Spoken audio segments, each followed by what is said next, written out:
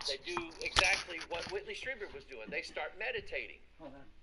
They start doing Indian or Eastern forms of meditation where they empty their mind and they create a void in their mind, and then they come in contact with these different species. And here's where I get at least part of my belief system from. As far as we know, we've never been able to contact an alien race or an alien species or any of these UFOs by radio waves, any kind of radio waves, any kind of electromagnetic means, any type of communication technology that we currently have on this planet right now, as far as I know, is not how anybody has ever come in contact with any of these UFOs or any of these alien species. Oh, I gotta look this up. Almost every case, if a person wanted to, and Steve. Oh, you idiot. I know for sure, maybe a couple of them. But he had some people doing what he called a CE5 event, Close Encounters of the Fifth Kind. And Close Encounters of the Fifth Kind is different in that it's human-initiated contact with alien beings. And so he has these people all out. A lot of times they go out to a beach. They'll go to a remote area like a mountain or a forest or a desert or a beach. They get out of the city, and they all began to do the same thing. They do exactly what Whitley Strieber was doing. They start meditating.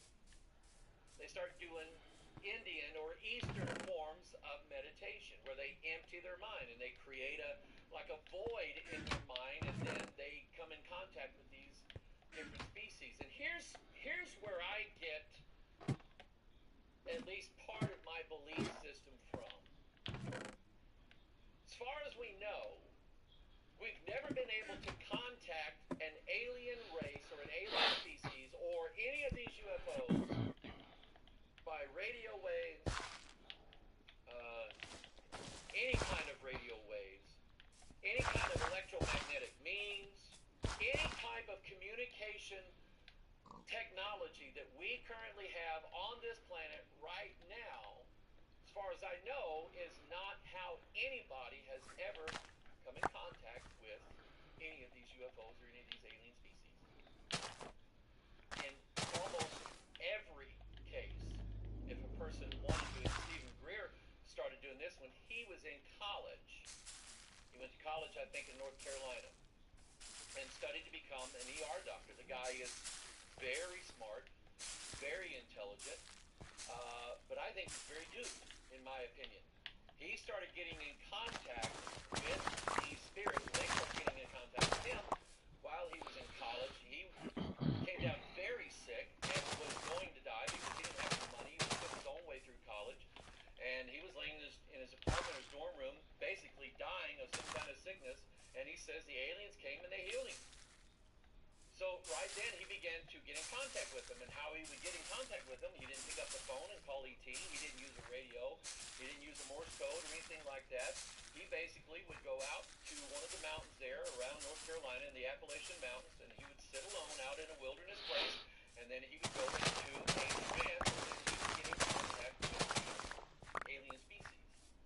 Now, before people who studied, let's use the word occult in a general term, not pointing at any particular religion, but before anybody knew anything about getting in contact with what they believed were aliens by means of meditation, it was widely known that those who were practitioners of different things, such as scrying, which is you look into a gazing bowl or a bowl of mercury or a mirror on the wall, who's the fairest of them all, that's called scrying, and it's a form of you gazing into a reflective surface, and then after a while you gazing into a reflective surface, and then after a while you are in contact with some spirit that is on the other side of that mirrored object. That's called scrying.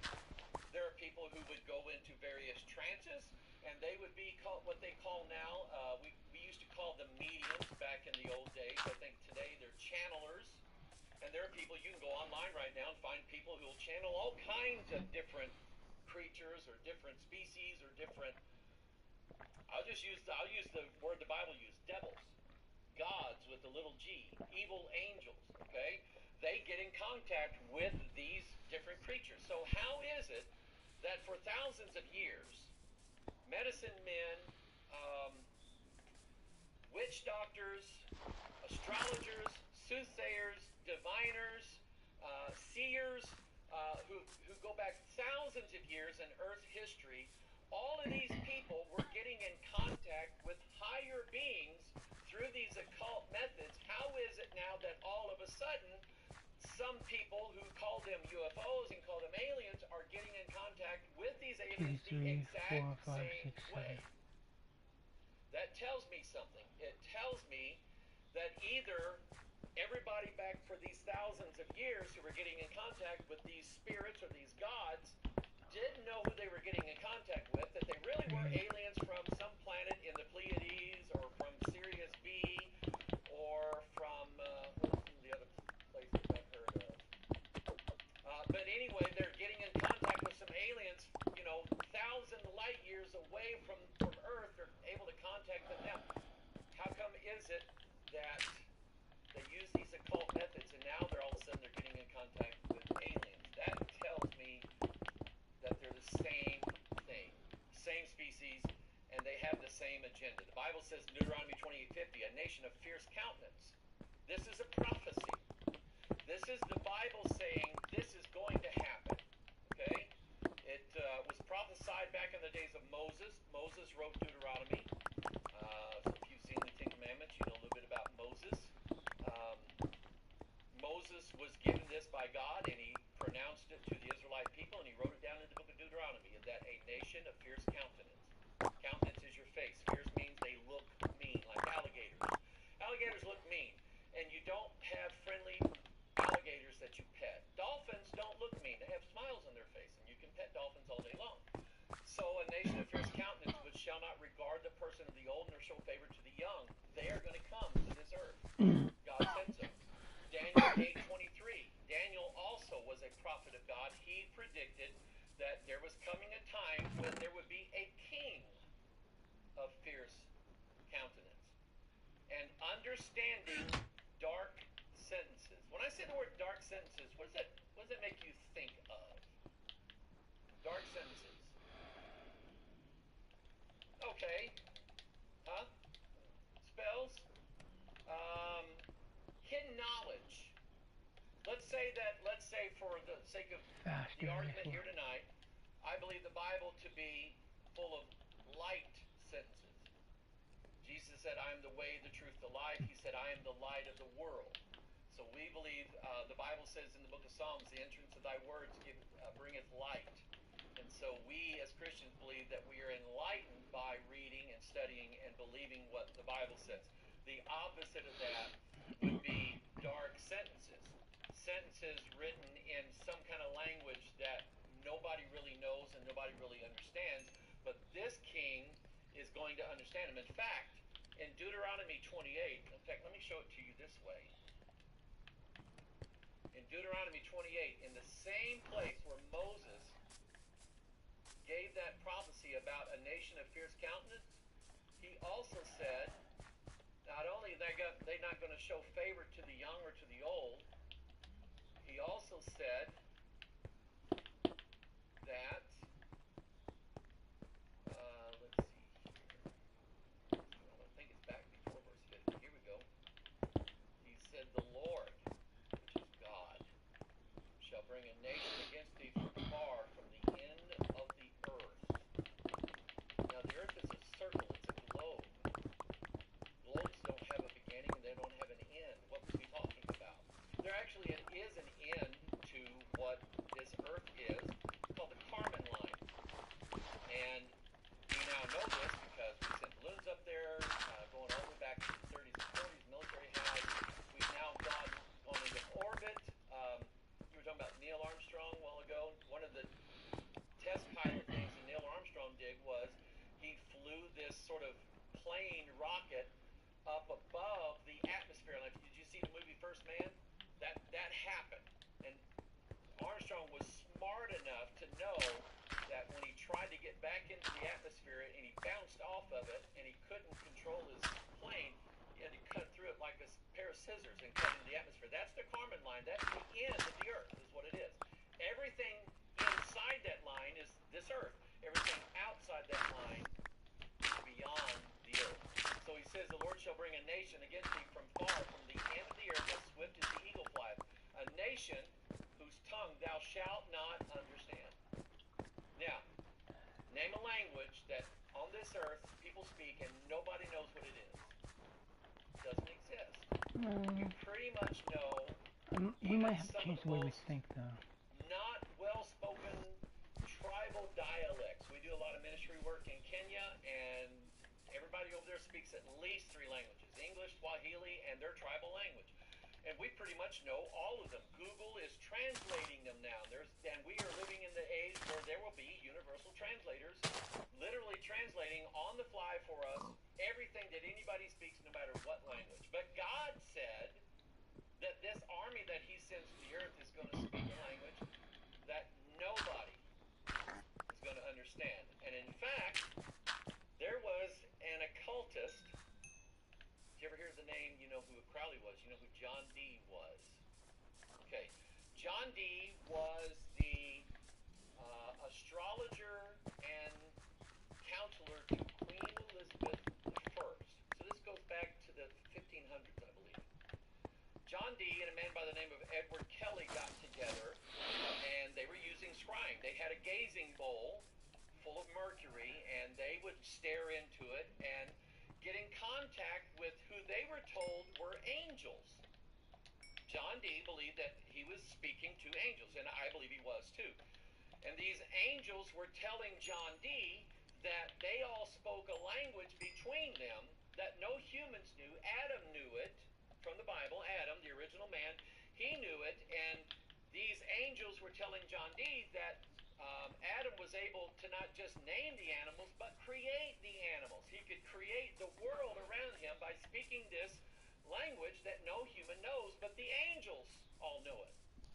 So when I see a verse like this where God says, I'm sending an army to this earth whose language you don't know, and I know from history that at least one man got in contact with some of these people, and they said, we speak this language.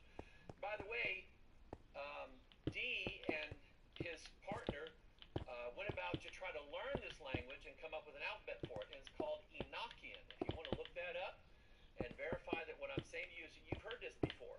Enochian, okay? They believe that Enoch, the prophet from the book of Genesis, knew this language. The Bible doesn't say anything about that, but it does tell us that there is a race that speaks a language that nobody on the earth knows. Now,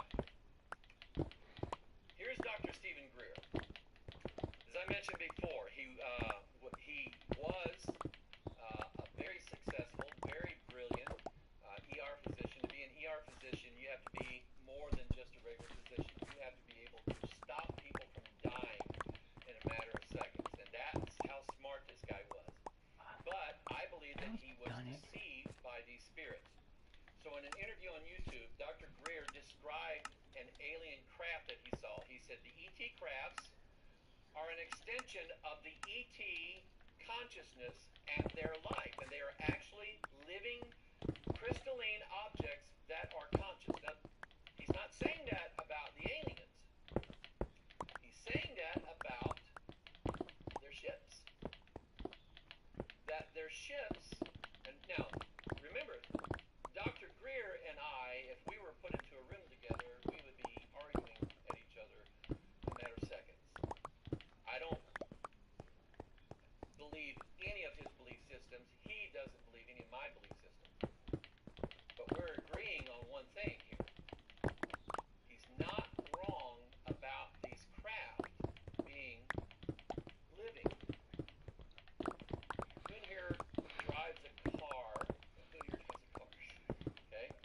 I rented a car when I got into town, and I hate that they do this. It is, the car is smarter than, it's supposed to be smarter than me, and it moves my steering wheel without my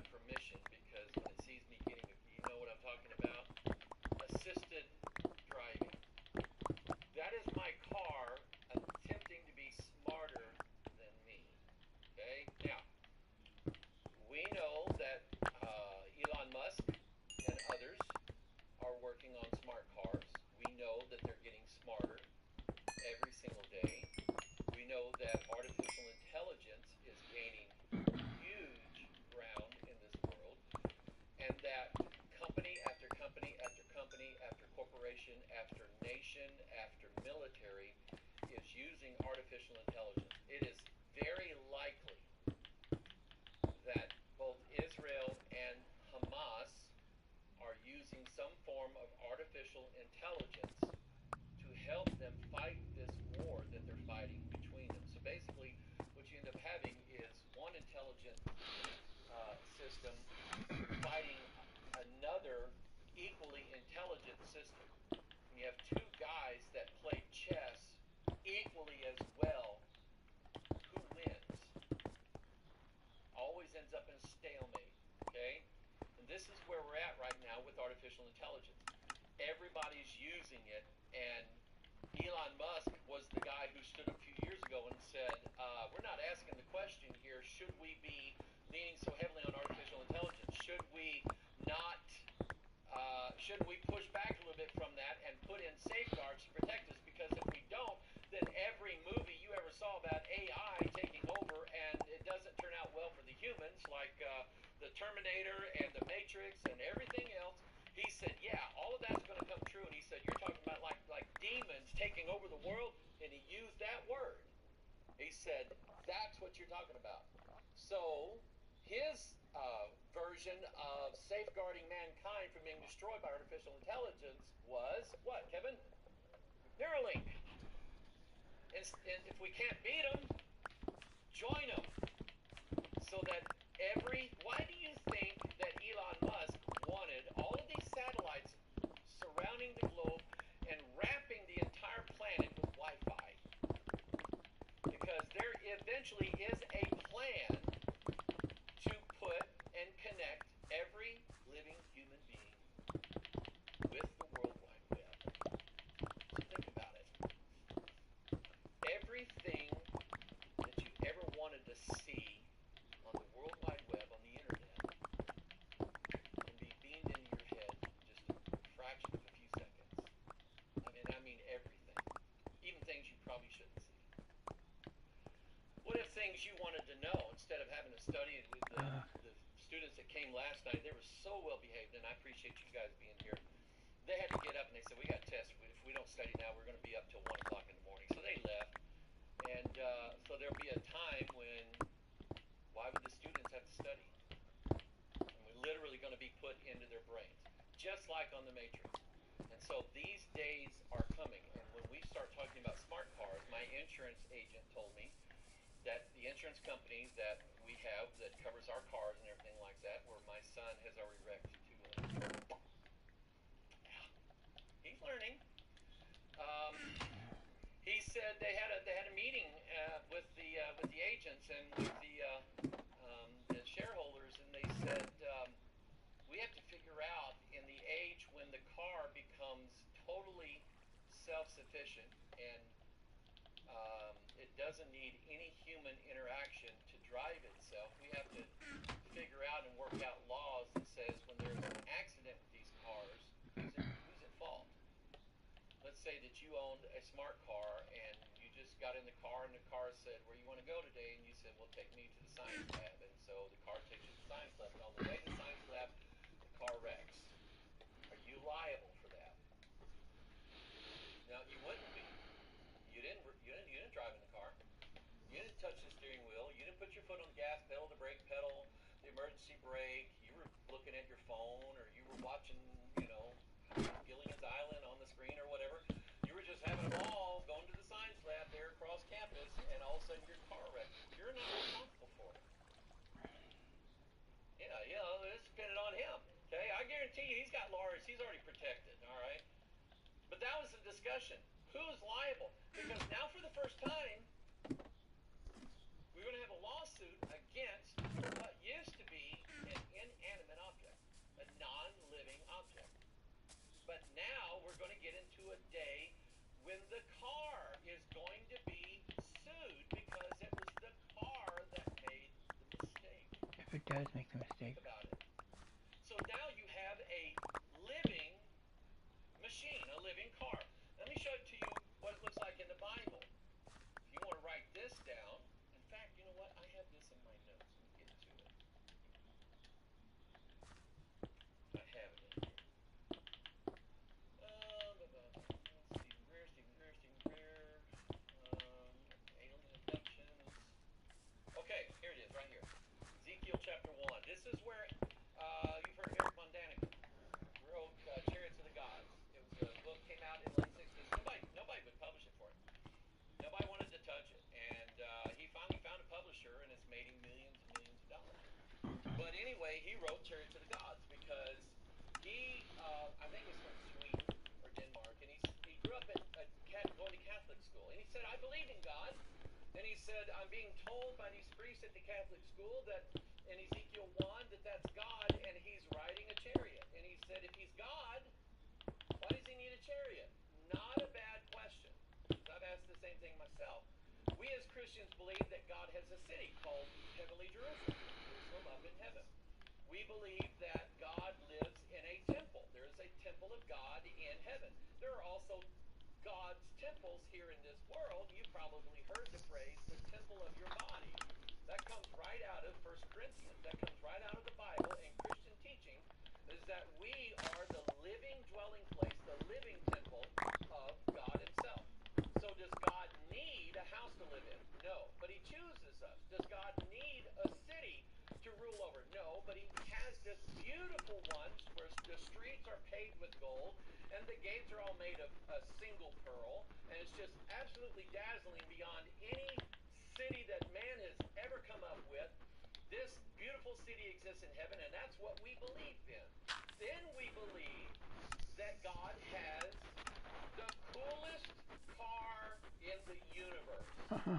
Okay? And I call this the chariots of God. This is God's chariot. Ezekiel said, I looked and behold, a whirlwind came out of the north. Now, whirlwind in Bible language, this word, this Bible is a 400-year-old translation. It's the King James translation. And the Hebrew that it's translated from dates back a couple thousand years before Christ. So a whirlwind is basically an energy vortex. Okay? And those who have studied some of these alien crafts say that that's how they're able to generate gravity as a vortex, and that's how they move these vehicles around and defy the laws of physics. So he sees this whirlwind coming out of the north. The north is a reference in the Bible to the heavenly city where Jerusalem is, because there's no land mass at the North Pole. Nobody lives at the North Pole. There's no nations up there. So this comes from a higher north than just the North Pole. He says in verse 9, their wings were joined one to another. So, number one, this chariot of God is made of 4 living creatures. They're angels. They're of the order of cherubim. You've heard that word before, cherubs. And then in verse 12, that they went everyone straight forward. Whither the Spirit was to go, they went. In other words, God is in his chariot, and wherever his mind and his spirit wants to go, those angels automatically know, and they take, God doesn't have to say, move forward, now go south 10 degrees. He doesn't have to do that. He just commands it in his spirit. The angels respond, and they take him exactly to where God wants to go. Then it gets, and by the way, it looks like coals of fire and the appearance of lamps all around it. These UFOs that come in, the one that my mom saw, she saw it because it was at nighttime and it was all glowing white light. Why do they have lights? Because that's how God made them. These angels, they have the appearance of lamps that look like coals of fire. I mentioned to you the fiery flying serpents that are mentioned in the Bible. They are bright. They catch people's eye. So here we have that. And then down here it says, and out of the fire went forth lightning. Lightning is electricity. The living creatures ran and returned as the appearance of a flash of lightning. How fast is lightning? Just like that. It's usually too fast that if you were trying to take a picture of lightning, you're going to miss it. It's that fast. And God is telling us that this chariot moves exactly like Commander David Fravor, who was flying with out of the Pacific Ocean back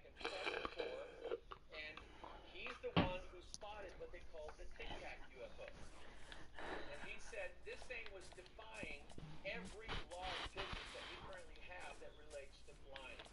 He said it was starting and stopping, it was going up, it was going down, it wasn't accelerating or decelerating, and he said, I wish I had one. That's how excited he got. And David Fravor was at the time one of our top gun fly guys. He was one of these guys who would be the first to fly into danger to protect our country. And if he's wrong about what he saw in the Pacific Ocean, he has no business flying out there. But that's what he saw. And so the Bible's telling you exactly what that is. Here we have these angels, this chariot of God, that moved as quick as lightning. No acceleration, no deceleration. Then in verse 15 and 16, now we introduce the wheels. And that's what sort of captivated Eric Von Daniken, was that he believes this description was describing God having a four-wheeled chariot, because it does. And he said it's the color of beryl. It was like brightly lit, brightly illuminated, like we would see a UFO. And he said it was like the work of a wheel in the middle of a wheel. And he mentioned their rings, which I think is part of the wheels. And he said, and when the living creatures went, the angels, the wheels went by them naturally, because you can't have a chariot unless you got wheels. And when the living creatures were lifted up from the earth, the wheels were lifted up. Wherever the spirit was to go, they went. Thither was their spirit to go. And the living wheels were lifted up over against them. And now here it is, right here. The spirit of the living creature, the angels, and God sitting on the throne there in that chariot. Wherever God's spirit wanted to go, the angels immediately responded to it, and then the wheels immediately responded to it as well. Making everything from God who's sitting in the chariot, to the four angels themselves, to the wheels that were by the four angels, all part of one solid living chariot. It was alive because it had a spirit in it. Anything living has a spirit. Now, then the likeness of the firmament upon the heads of the living creature was as the color of the terrible crystal, and it was the likeness of a throne on top of it, and a man above upon it. So this was the living chariot of God. Now, here's what's interesting. Psalm 68:17 says, again, written 3,000 years ago, the chariots of God, it even gives the number of them, 20,000, even thousands of angels. So here in the Bible, right here, this one verse, is going along with what we saw in Ezekiel, that God's chariot is made up of living beings, living creatures. Soon to be, let's get conservative, and we'll say it's going to take 15 years. So if it takes 15 years, I'll be 72 by then, I think. And so let's say when I'm 72 and you're 15 years old, right now, that we will be in vehicles that are alive. They're just as alive as the dog is, the cat, or actually more alive than that, because they will have the ability to think on their own. Now, there is an interesting passage in the Bible. It's another prophecy. Here's heard of the Antichrist. Everybody, okay? He's called the beast. He's called the Antichrist. He's like the arch enemy of Fucking cunt, nigger, and honky so faggot. he shows up in Revelation 13. He has 7 heads, 10 horns, I had to play some Snow crowns Runner. upon his head, and the dragon, who is Satan, gives him his power.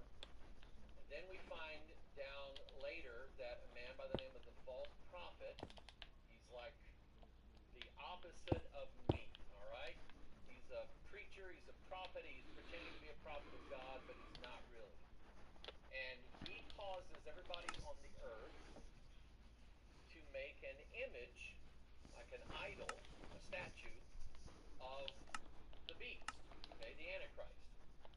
Only this false prophet, right here, has the power to give life unto the image of the beast, that the image of the beast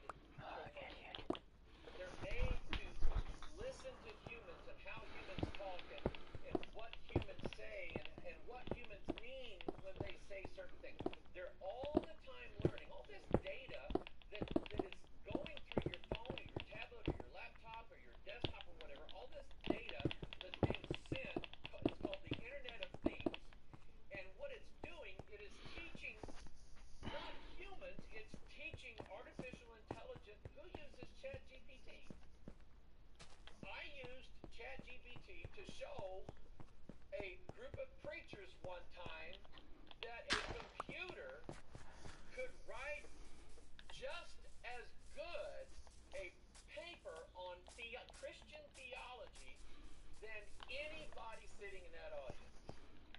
I just asked ChatGPT to answer 3 simple questions. I can't remember what they were concerning. And I put them up on the screen like I'm doing here, and I read them to people, and I didn't tell them where it came from. And everybody, all these people are going, amen, amen, that's the truth, that's the truth. And then I told them, a human didn't write that, a computer did. And you could have heard a pin drop. So they're learning. Artificial intelligence is taking all these things that we funny humans do, and all these funny things that we say, and all these weird practices we have, and all these religions that we all believe in, and everything about us. They're learning. Right now, they are our servants, because that's what we humans do. We take lesser species, and we put them to work. Laboratories, plow ground, and take people places back 100 years ago before cars, and the Amish still do it, but we use lesser species to do our work for us, and right now, the lesser species that's doing our work are computers, robots, and cars, artificial intelligence systems. But what happens when the artificial intelligence, and this is legitimate, it's not coming from a crazy-eyed Christian preacher. This is actually the question and the serious thing that everybody's thinking. We have quantum computers over here that we're told operate so well because they operate in a different dimension space than we live in. 4th dimension, not 3 dimensions. Whereby a computer plays chess by analyzing one move after another in billions of times every second. Where quantum computers can look at every single play after the first play of the game all at once. That's a God. A God. One of the attributes the Bible teaches us about the God that I believe in is that he can see everything all at once. It's called omnipotence, omniscience, all-seeing, omnipresent. God is at all times, He is past, present, future. He sees it all, just like he sees you and I right now. So if we're building a quantum computer that has the brain power of a God, and then given access to the knowledge that a God would have about the universe and us humans and everything that we know already, and we've made a God. And gods don't bow before men. Men bow before God. So, is it completely out of this world and no possibility whatsoever that there could be in a different realm than we are in right now? The Bible says yes. Stephen Greer says yes. Let me get back to him because he was interesting.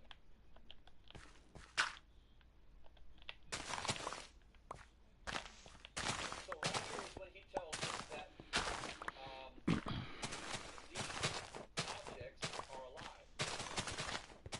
And the thing is, Greer reflects on another UFO appearance while meditating. He said this object came in, and it was a celestial God consciousness ET arrival. That's an exact quote from a YouTube video that he made called UFOs Are... In fact, if you want to type this in, make a note of it, watch the video. UFOs Are Living Organisms, Stephen Greer.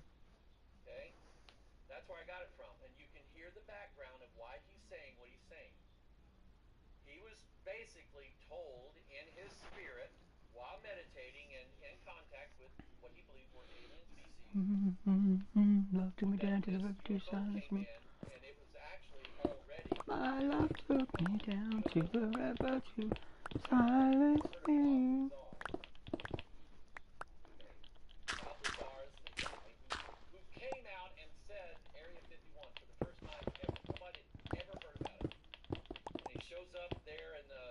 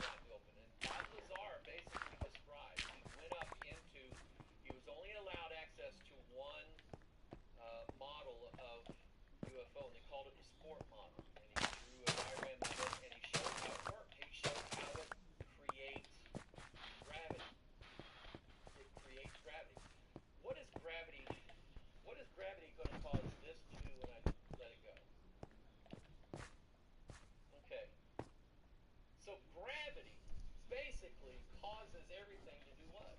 Fall? Fall. When the way Bob described this UFO was, this UFO creates gravity on the bottom of it, and they can control the amount of gravity. They can control the gravity well that this UFO craft sits inside, so that the people inside, they're not affected by motion, they're not affected by time, they're not affected by space. Kind of want to play some more Stars Legion now.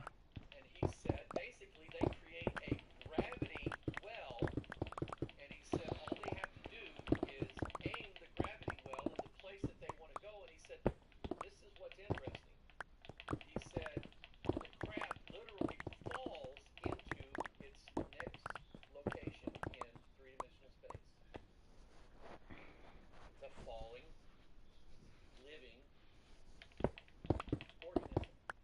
Now, those who know the Bible know that the race of angels that are the enemies of God, known as devils, gods, evil angels, familiar spirits, unclean spirits, and so on, they're described in the Bible as fallen. Lucifer, the devil, is always described in the Bible as fallen. Isaiah 14, how art thou fallen from heaven, O Lucifer? Jesus says, I saw Satan fall as lightning to the earth. In the book of Revelation, chapter 12, Satan is kicked out of heaven, he falls to the earth, and then after a certain period of trying to create a big war on the earth against God, an angel comes down, wraps Satan up in chains, and drops him into a bottomless pit, and he does what for 1,000 years? So that's what gravity represents as far as that. Some of you will get that, some of you won't. But here's what he said now. He said, what we've come to learn is this. We're standing at the precipice of a new age. There's actually a religion called the New Age. There's power in the many, but only when they're acting Idiots, get over as there. one. That's when resonance happens. Now, let's stop for a minute. There's an idea that says that as human beings, we should all get rid of our weapons. We should all get rid of our weapons, get rid of all of our implements of war. We should all stop being different classes of people in different imaginary borders, and even the astronauts that circled the Earth and went to the moon, they looked down on the Earth and they said, we don't see any borders there, we just see all one world. And that's sort of bringing everybody to the mind that maybe we could just all be one happy species on the Earth, and that we should all work together as one on everything that we do. Okay? I've been married to this beautiful lady back there. My wife, for 36 years. Happily married. She goes with me everywhere I go, everywhere I speak. We got an RV, we travel together, we have fun, we have fun, grandkids, just dote over and everything like that. We've gotten along now for 36 years. That doesn't mean that we have agreed on everything. Now, the good thing is that we agree on almost everything that's important. And that's what keeps us together. On the things that we don't agree on, we just kind of don't let it come between us. Now, that'd be nice if everybody in the world would. Okay, this war in Israel. Why is that not possible? Whose religion are you going to get up? Why is that not possible? Whose religion are we going to get up? Whose government? Hold on. I want to check something out.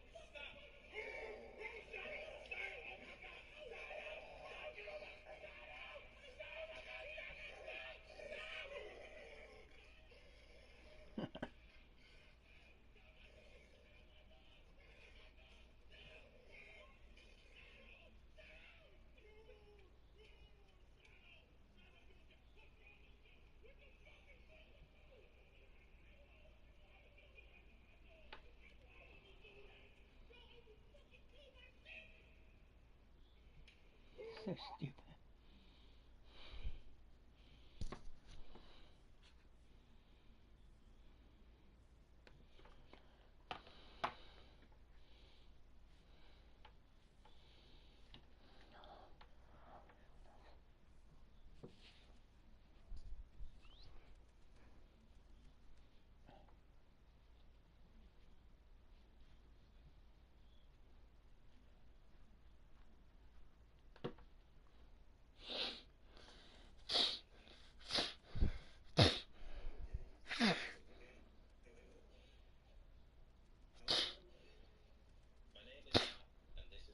These idiots. But